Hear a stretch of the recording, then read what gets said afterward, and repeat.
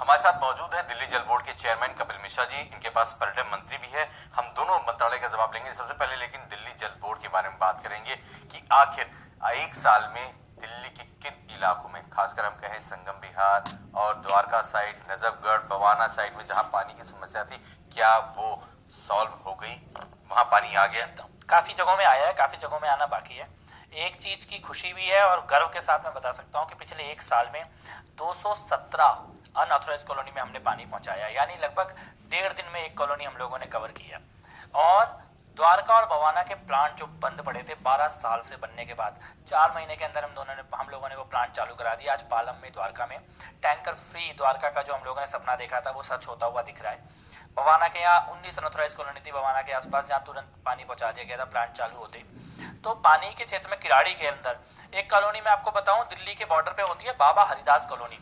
वहां पर 35 साल से पानी नहीं पहुंचा था। 35 साल पुरानी कॉलोनी है। पहली बार पानी की लाइन डलनी वहां पर शुरू हुई है। मैं जब वहां पे लोगों की आंखों में खुशी देखी तो ऐसा लगा हाँ कुछ कर पा रहे हैं हम लोग। तो 217 कॉलोनी पिछले साल हम लोगों ने कवर की है, 268 कॉलोनी इस साल कवर करने जा रहे हैं और बाकी बची हुई कॉलोनी अगले 2017 में।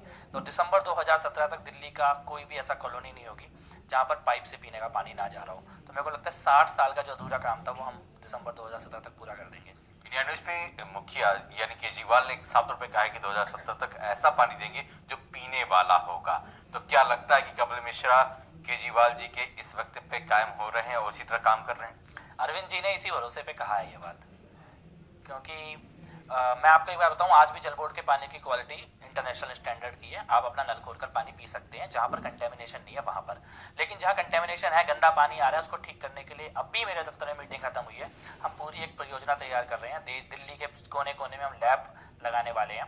हम लोग उसमें साइंटिस्ट रिक्रूट करने वाले हैं। और 2017 में जब मैं कहता हूँ कि दिल्ली की हर कॉलोनी में पीने का पानी पहुंचेगा पाइप से, तब उसमें अरविंद जी का ये भरोसा भी शामिल है कि वो पानी इस क्वालिटी का होगा कि आप आंख मूंद कर दिल्ली जल बोर्ड का नल खोलें और पानी पी लें। चलिए, लेकिन वही संगम विहार की बात करें, चूंकि वहां पर दिनेश मोहनिया हैं जो कि दिल्ली जल बोर्ड के वाइस चेयरमैन हैं, लेकिन वहां समस्या अभी भी विकराल बनी हुई है। पानी नहीं है, गंदे पानी आ रहे हैं वहां पर। संगम विहार में बहुत गंभीर पानी की समस्या थी। यहाँ तक कि यूनाइटेड नेशन और वर्ल्ड बैंक की स्टडीज भी संगम विहार के बारे में बात करती हैं जब पानी के बारे में बात करती हैं। 38 कॉलोनियां हैं संगम विहार में। 38 के 38 कॉलोनियों में घर घर में पाइप डालने का काम अगले महीने हम शुरू कर रहे हैं। उसकी पूरी प्रक्रिया पूरी हो गई है। 1.5 साल का समय लगेगा। 1.5 साल में पूरे संगम विहार क्षेत्र में हर एक घर में पानी का कनेक्शन दे देंगे। तो ये जो इतने लंबे समय से, दशकों से जो समस्या चली आ रही थी संगम विहार की, मेरे को लगता है अगले साल आप संगम विहार में जब पानी जाते हुए देखेंगे तो जिस संगम विहार को पानी की समस्या के लिए जाना जाता था, अब वो इस उपलब्धि के लिए जाना जाएगा कि 1.5 साल में पूरे संगम विहार के 38 कॉलोनियों में घर घर में कनेक्शन दे दिया गया। कनेक्शन तो है लेकिन पानी नहीं पहुंचा। कुछ इलाकों में मैं खुद करके आ रहा हूँ, वहाँ पे सर्वे हुई है। अभी तो वहाँ शुरुआत ही की है हम लोगों ने। अभी जो कनेक्शन है वो लोगों ने बाहर की लाइन से घर के अंदर कनेक्शन लिया हुआ है। जो हम पानी की लाइन अब डालने वाले हैं, जिसका काम अगले महीने शुरू करेंगे, उसके बाद उस पानी की पाइप की क्षमता होगी कि वो घर घर के कनेक्शन के लायक पानी दे दे। तो इसीलिए मैं आपको कह रहा हूँ कि संगम विहार की समस्या पूरी खत्म होने में अभी भी 1.5 साल का समय लगेगा। टैंकर फ्री दिल्ली कब तक होगा? दिसंबर 2017 के बाद दिल्ली में टैंकर इमरजेंसी सर्विसेज के लिए, उत्सवों और फंक्शन के लिए, कहीं कोई ऐसी स्थिति आ जाए जहां पर प्रोडक्शन थोड़ी देर के लिए कम करना पड़े, उन चीज़ों के लिए होगा। लेकिन डेली की पानी की सप्लाई दिल्ली के किसी भी कॉलोनी में टैंकर से नहीं होगी, ये मैं भरोसा दे सकता हूं आपको। अगर हम वाटर ट्रीटमेंट प्लांट की बात करें, बीच में जैसे हलचलें हुई थी, अमोनिया लेवल बढ़ गया था, तो ऐसे में क्या कुछ बैकअप प्लान सरकार सोच रही है कि इस तरह से कोई दिक्कत फ्यूचर में ना हो दिल्ली वालों? ना केवल सोच रहे हैं बल्कि हमने इम्प्लीमेंट भी कर दिया। कई सालों से हर बार जब वहां से पॉल्यूशन आता था, हरियाणा से जहरीला पानी आता था, तो दिल्ली के प्लांट बंद करने पड़ते थे। इस बार तो बहुत ही ज्यादा तत्परता दिल्ली जल बोर्ड के कर्मचारियों ने दिखाई। एक बूंद जहरीला पानी दिल्ली के सिस्टम में नहीं आने दिया। 2 प्लांट हमारे बंद थे, उसके बाद भी दिल्ली में कहीं पानी की पैनिक की सिचुएशन नहीं आने दी, जबकि हमारे 2 बड़े प्लांट बंद थे। तो उसको अच्छे से मैनेज किया।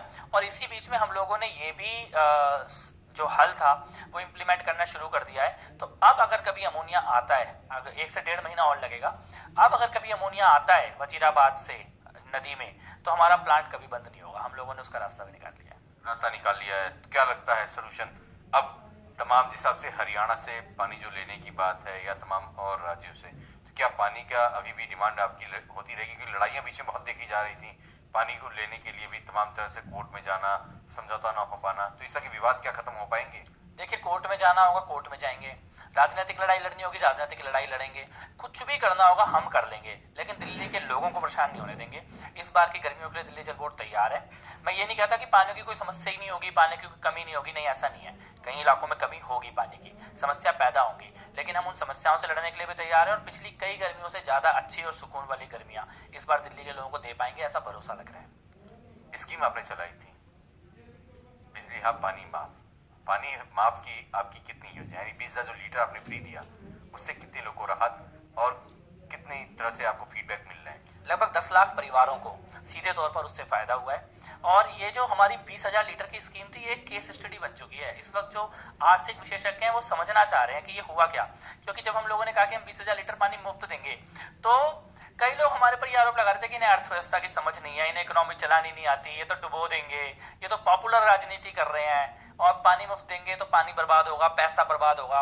आप देखिए, आज की तारीख में 1 साल के बाद हमने 20,000 लीटर पानी भी मुफ्त दिया है और 178 करोड़ रुपए ज्यादा कमा कर लेके आया दिल्ली जल बोर्ड। क्यों, कैसे संभव हुआ ये? क्योंकि हमने भ्रष्टाचार खत्म कर दिया। हम लोगों ने जो अनऑथराइज कनेक्शन लोग लेते थे उनको रेगुलराइज किया, उनसे पैसा लिया।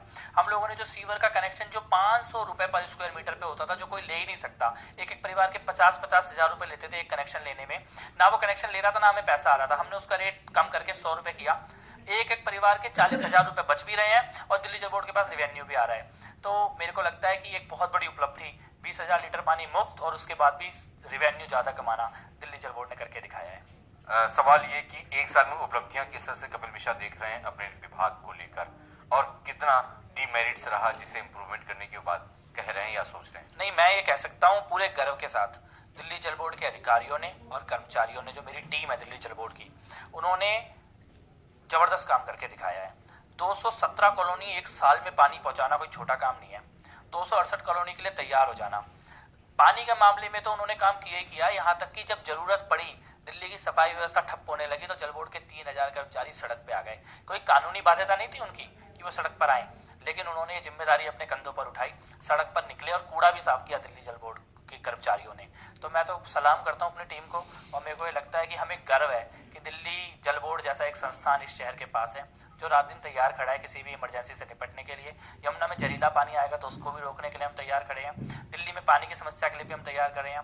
कोई और इमरजेंसी की हालत आती है सफाई व्यवस्था जैसी, उसके लिए भी हम तैयार खड़े हैं। तो मेरे को तो लगता है कि खुशी का एहसास है और गर्व का एहसास है। बिल्कुल। चैलेंजेस क्या क्या फेस हुए 1 साल में? सबसे बड़ा चैलेंज तो गर्मी थी पिछले साल की। हमारी सरकार नई आई थी और एक्शन प्लान भी तैयार नहीं था, समर एक्शन प्लान भी तैयार नहीं था। रात दिन आप लोगों ने खुद देखा होगा, मेरे दफ्तर में हर विधायक की मीटिंग चलती थी, चीफ इंजीनियर की पूरी टीम बिठाकर हम लोग काम करते थे और एक एक विधानसभा में कहाँ गर्मियों में प्रॉब्लम आ सकती है उनके इलाके ढूंढे, उनकी समस्याओं का समाधान किया। उसके अलावा प्लांट जो बंद पड़े थे उनको चालू कराने का एक बहुत बड़ा चैलेंज था, उसको हम लोगों ने पार पाया है। कोर्ट की लड़ाई एक बहुत बड़ा था। जब दोनों राज्यों में कांग्रेस की सरकार होती थी तब भी हरियाणा से पानी नहीं मिलता था, जब बीजेपी की सरकार होती थी तब भी हरियाणा से पानी नहीं मिलता था। आज विपक्षी दलों की सरकार होने के बाद भी हम लोगों ने कोर्ट में मजबूती से अपनी बात रखी और दिल्ली को पूरा उसका हक मिल रहा है, पूरा उसका पानी मिल रहा है। तो बहुत सारी चुनौतियां आई हैं और भी चुनौतियां बाकी हैं। अगर आप ये बोलेंगे कि हम संतुष्ट हैं 1 साल में इतना काम करने के बाद, अभी संतुष्टि नहीं है, अभी बहुत सारा काम करना बाकी है।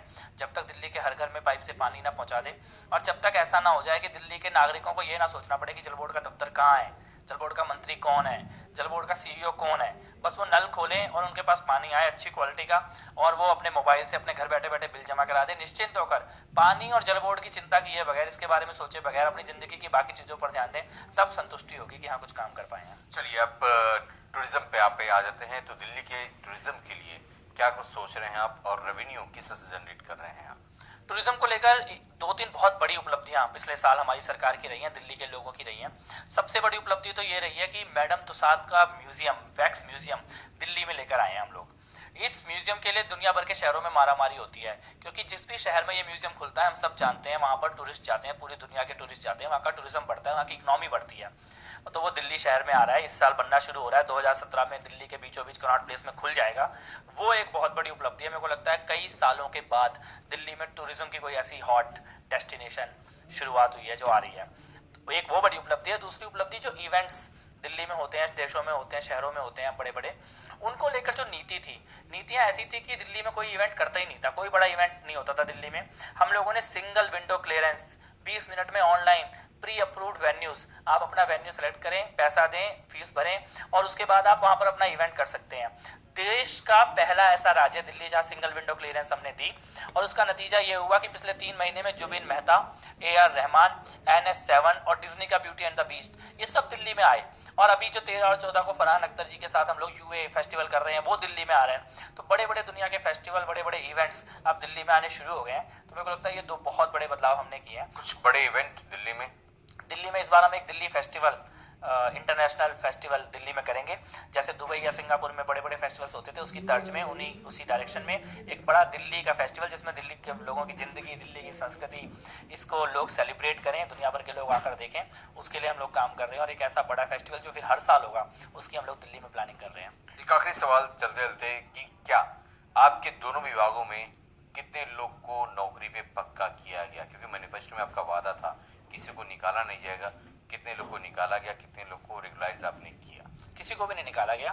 दिल्ली जल बोर्ड, और एक तो बोर्ड है मेरे पास और एक कॉर्पोरेशन है, तो वहाँ पर वैसे भी हम लोगों ने कोई अभी तो भर्ती की तो खैर कोई ज़रूरत नहीं थी हमारे पास, लेकिन हमने निकाला नहीं है किसी को भी। एक तो ये बात है। दूसरा, जो सरकार की नीति बन रही है जिसमें हम लोग अस्थायी कर्मचारियों को स्थायी करेंगे, उसके लिए दिल्ली जल बोर्ड के अधिकारियों को भी डायरेक्शन दे दी गई है और जो उसकी पूरी प्रक्रिया है स्थायी करने की, उस पर जल बोर्ड के अधिकारी काम कर रहे हैं। कब तक हो जाएगा? मेरे को लगता है जल बोर्ड में तो जल्दी हो जाएगा, अगले 6 महीने से 1 साल भर में ये प्रक्रिया पूरी हो जानी चाहिए। तो साथ पर है कपिल मिश्रा जी ने कहा कि पूरी प्रक्रिया जो होगी वो जल्द पूरी कर ली जाएगी जॉब को लेकर, लेकिन वहीं दिल्ली की जनता को जरूर आश्वासन दिया है कि 2017 में यानी 17 जो आएगा उसमें आपको पीने का पानी अपने नलके से मिलेगा, जिसके लिए अब तैयार हो जाइए।